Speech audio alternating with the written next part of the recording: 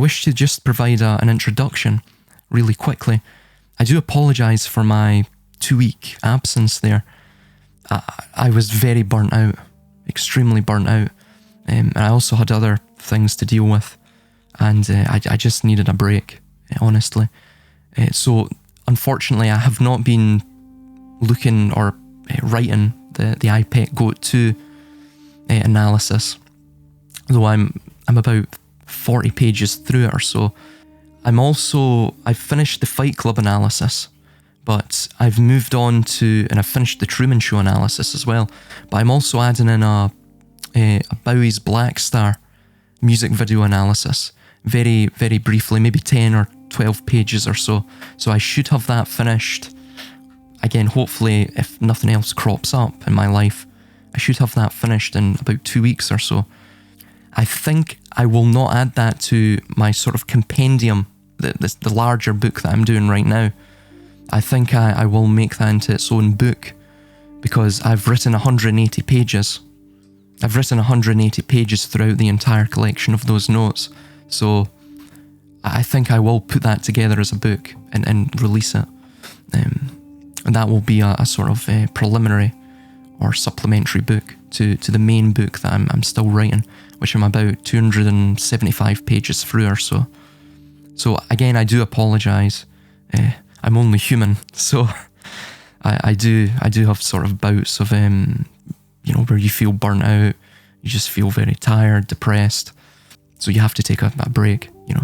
Resting is also it's also part of productivity. You can't just work yourself to the bone, because then you get lessening returns on your productivity. So I hope you understand. I thank you for your patience in this regard. This video will be on a sort of back and forth, a dialogue, a discourse that I had with someone within the Gilded server. A very intelligent individual, actually, and he brought some fantastic points. Now, of course, we differ on many points, and there's points of contention between us both, between both positions that we hold. So I flesh out some of them here, but again, it was around about 8,000 words. So I forget how many pages that was, maybe 7 or 8 pages or something like that, worth of dialogue back and forth between this individual. I didn't include it all, obviously. I just included the most pertinent points. But I go into etymology.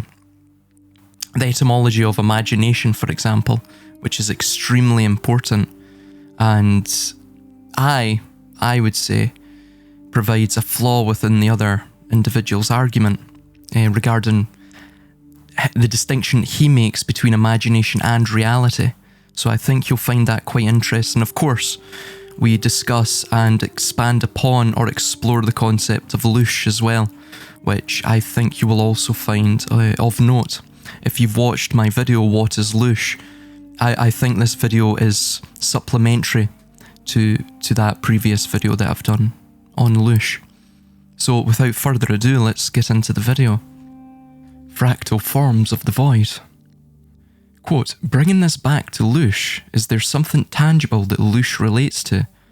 Is it possible that this is just a figment of the imagination and not really there at all, that nevertheless can completely colour the reality one perceives? Your reply was well said, and indeed, I agree that it is truly up to the individual's interpretation and search to then find these clues and seek out these answers. No one can truly be convinced of this theoretically, and hence, it has to be gleaned from experience and one's own observations. However, where do we draw the line as to, quote, our models of reality have been engineered, unquote? Perhaps the position of our models of reality have been engineered has also been engineered. And then what? Do we just throw our care to the wind because of the futility of seeking after truth within a reality that we have concluded is engineered in its totality? If every explanation we come to, or conclusion we draw, based on our observations, could be externally and imperceptibly induced vis-a-vis this belief of these deceptively and yet conveniently placed satisfactory revelations, then what is real and what is true? To what epistemic, if any, could we utilize to reach beyond the haze of confusion? To adopt this said belief fully, then one would become lost in a spiritual and intellectual mire. We would stagnate intellectually, and no progress could be made to thus understand this reality or unreality, and how our fractal cosmos came to thus be, and by extension know of who and what we truly are. That begs the question, what is reality? Reality, etymologically, would be defined as that which is real, which derives from the Latin realis, relating to things. Things relates to the material world. Hence, by your statement and endorsement of quote-quote objective reality being the only true measure of the limits of existence, which you conflate with real, then you have yourself become enthralled to a satisfactory revelation. What do satisfactory revelations accomplish, and to what tacit reason do you thus find them dangerous, as do I? They hold people in an undetectable, intellectual and spiritual cage, unable to escape it. Hence, in contrast to your implied limitations on the knowledge available to you and the horizons from which you can gain it, I and all of us here, on the other hand, know that reality itself cannot logically be the limits of existence. How can we ascertain that through basic deduction? And I wish to state as well, reality in this sense, I would call unreality, but we'll use reality in the context that the individual providing the question to me used it in. How can we ascertain that through basic deduction, that reality is not the logical limits of existence? Simply put, everything within existence itself was birthed from a cause. Every thought sprang from the thought that preceded it, and this we call cause and effect. But what you claim is that we should not go beyond the horizon of this belief, of the endless labyrinth of cause and effect, without the initial cause that required no cause. We should not think about that. That which was a cause unto itself. This is the initial discharge of pure potential, undifferentiated, where the initial thought self-divided and thus generated a sea of causality, and the existential environment, both tangible and intangible, all the way to our point of the narrow perception of it, here on earth. What you implore us to do is to restrain our own thinking to what we can determine via the five senses, and to believe in the absurdity that cause just is, that there was no initial cause to the cause that we see within the world, that which we see as motion. Some call it entropy, some call it evolution, some call it revolution, the revolutions of the wheel, whatever your terminology is. Likewise, the world just is to you, and do not set your sights beyond its horizons. That's what you implore us to do. Do not venture to look at the stars and ponder their meaning. Do not venture to find new shores upon distant lands, of whose knowledge eludes us at present. Quote, I would argue that experiences such as astral projection, etc., are acts of imagination. I mean, they are true imaginative acts, but I've no reason to think they are a better or closer representation of reality. When we go into the metaphysical, astro-theological stuff, we have an even lighter handle on reality. One cannot have a 25,000-year view on things. One cannot know whether these stories are literal, metaphorical, partial, or what. So one cannot verify these stories on quote. Something does not have to be real to be true. Your above statement derives from a purely materialist position, in which you are viewing things from a standpoint of their tangibility, rather than the deeper meaning of it. You state one cannot have a 25,000-year view on things.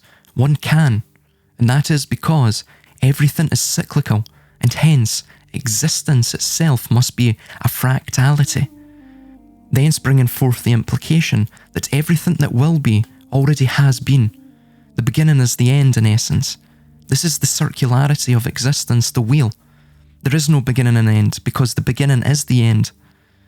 Or that all of history rhymes, and one could argue, to a great degree, repeats in its overarching trends because of this reason. Thus, yes, it could be argued strongly that we can know of the general stages of any historical civilization based on this observable precedent, and of every sentient life and their pathway of progress through their peculiar microcosmic experience that we call life. What is imagination and what is perceivable reality? At one point in time, all the technology that we right now use existed only intangibly in one's imagination. Hence, what you seem to be implying is that we should, again, narrow our sights and narrow our intellectual potentiality to the confines of the box. Therefore, such thinking would, again, produce intellectual and spiritual stagnation within both the individual and wider society. Of course, that idea of confining oneself to the box links to the Osirian mystery, the mystery of Osiris. One cannot know many things for certain, yet it has never stopped man from persevering to know, and from that is birthed wonders and both hellish contraptions alike. But to cease trying because of the self-defeating idea that we cannot know is dangerous, I would say. Why is this so? Well, if you as the individual cease trying to know because you believe it futile, then your mind, still seeking explanations due to our innate quality of causal determinism, will simply abrogate its thinking and transfer the responsibility to the collectivized bulwark of the state, transferring its responsibility of thinking, that is. Ironically, you claim to be an individualist, yet it would seem in light of this that there is a certain collectivist flaw within your stance on epistemology. Ultimately, it is just a term for me to thus use to explain my interpretations and observations of both the phenomena and noumena, the point at where they intersect and begin to explain existence. I think perhaps you believe I have merely a theoretical or mystical understanding or grasp of this concept of Lush, or my interpretation of it, as you say. However, all of this is easily discernible from the natural environment. The triadic dialectic itself is found throughout every facet of nature, and the dialectical process is the basis of the feedback loop concept that we can call Lush. Lush, or the general premise that underpins it, as I have stated above, though we may disagree on the details, is seen in nature and the pattern discharge of electricity.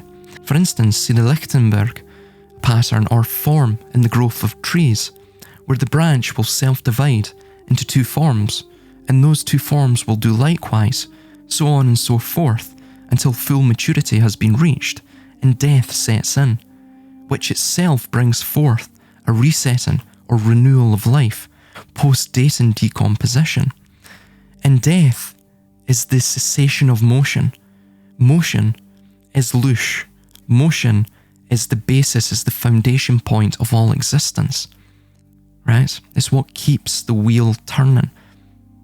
We see this Lichtenberg pattern in the structure of the venous system of all living beings, in the bronchial system of the lungs, in the neurological system of the body, and it itself has positive and negative forms or figures it can produce based on external pressures acting upon it at the point of discharge. This is Lush, or that which I have described above. Self-division begetting creation, which at its zenith begets a final self-division, and that becomes subsumed back into the whole, and the process of life begins anew once more. At the centre of it all is not death, but destruction, which begets creation. The close tie between creation and destruction is inextricable. It's a paradox, yet it is mutually complementary, all in the same vein. Each branch and its stem a timeline of potential discharged into the spatial and non-spatial ether, carried by the water or frequency of life. This is most likely the true practical meaning behind the world tree symbol of the ancients and the lightning bolt pathway of the Kabbalistic Sephirot. Quote, as far as the terminology I tend to use the term energy, I feel the term louche can automatically trigger negative and dark interpretations, unquote. Yes, one could argue that. Energy is merely inert potential, that's pure potential undifferentiated, without discharge from its initial state.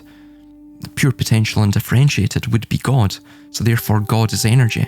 Energy is not the discharge and process, it is the potential of discharge. If we wish to stray away from the term louche, then differentiated potential or discharge of energy could also be worthwhile and more apt substitutes. Finally, what is the difference between imagination and reality, as I stated previously? The former derives etymologically from the Latin imago, meaning image, something that is perceivably real or witnessable. Symbolism would be akin to this image, that point closer to the initial thought prior to its translation into modulated frequency or language, wherein loss of meaning of the initial thought occurs due to the quantizing effects of language. If anyone is into music, they'll understand what quantizing means. It means to take out all of the dynamic ranges of the frequency.